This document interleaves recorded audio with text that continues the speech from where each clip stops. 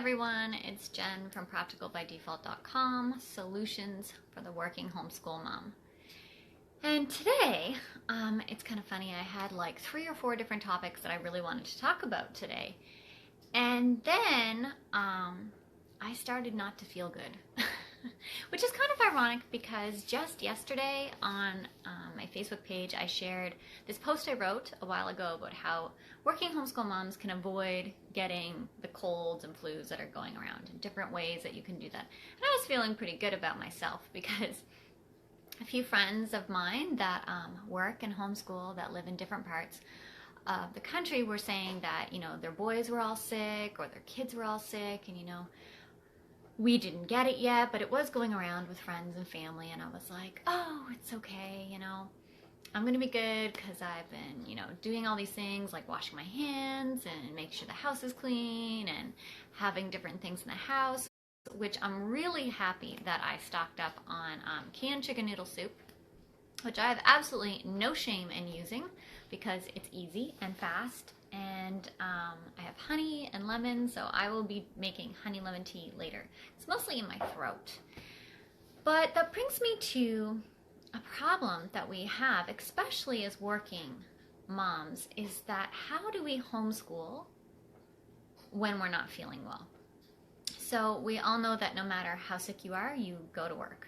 Because unfortunately, even though there's big signs up that say, if you're sick, please stay home, and as much as we would love to do that, staying home doesn't pay the bills. Staying home and not working doesn't get our work done for the day. If we don't do it, nobody else will.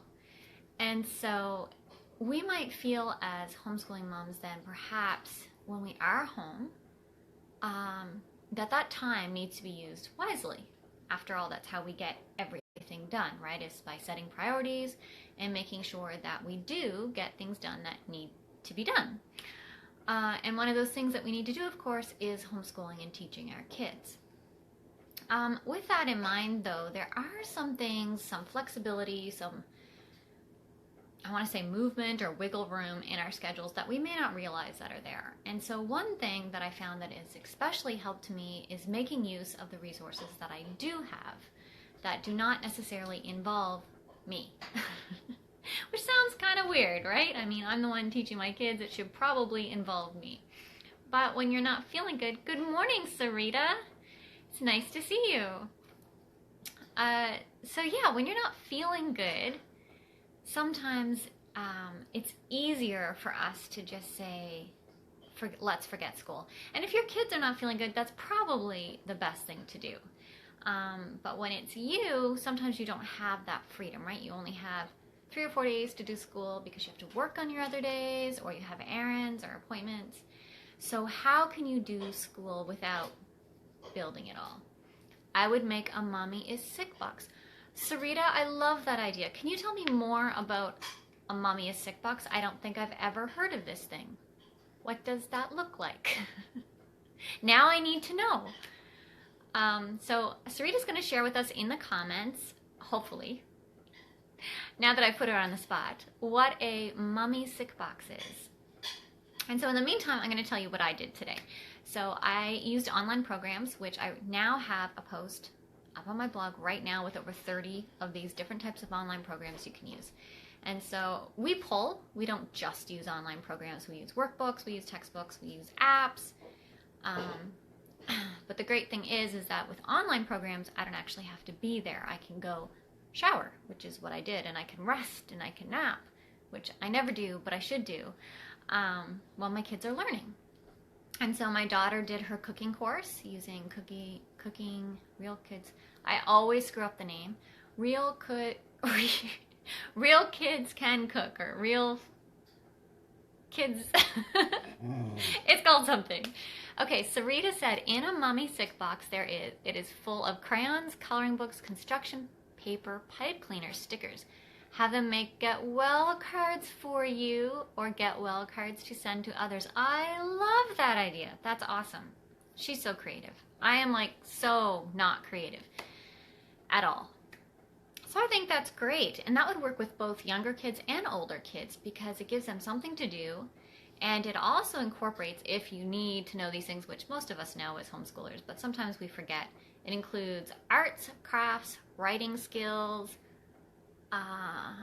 math, if you get into geometry.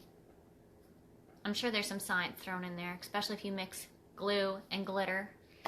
How much glue and glitter can you mix together before it doesn't stick?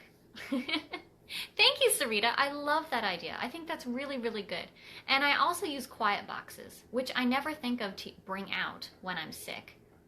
That's kind of the same thing, but it's a box full of things that are truly quiet.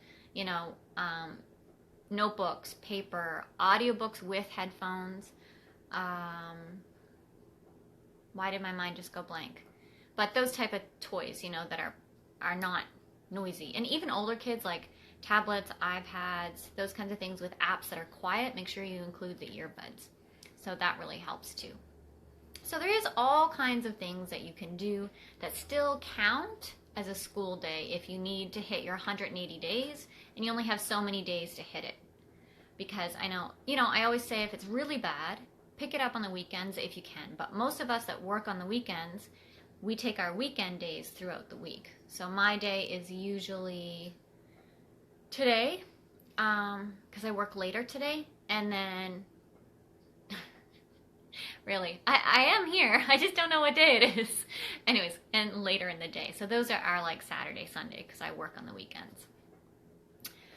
I forgot what I was going to say. And it's really important too to remember that taking care of mom sets a really good example for kids, right? So involve them in making supper, you know, age-appropriate things. Involve them in picking up around the house. Any kid of any age can help you around the house, even if it's little, because every little thing your children do is something you don't have to do. Plus, and that sounded really selfish, I do realize that, but it's true. And plus, there's skills that they're going to take with them when they leave the house. So you're preparing them for adulthood, if that makes you feel better. I just am really happy that it's something I don't have to do. So anyways, that's kind of what I wanted to run past you guys today. I love the idea of a mommy sick box. I think that's absolutely awesome. Always use what you have, coloring books, puzzles, subscription kits if you get those, or even make your own, Legos. All of those things are great ways offline to learn as well. So that's it for me today, because I can tell I'm going to start coughing any minute, and that's something none of you need to hear. Thank you so much for joining me today, and I hope you have a great day and don't get sick. It's not fun. All right, catch you later.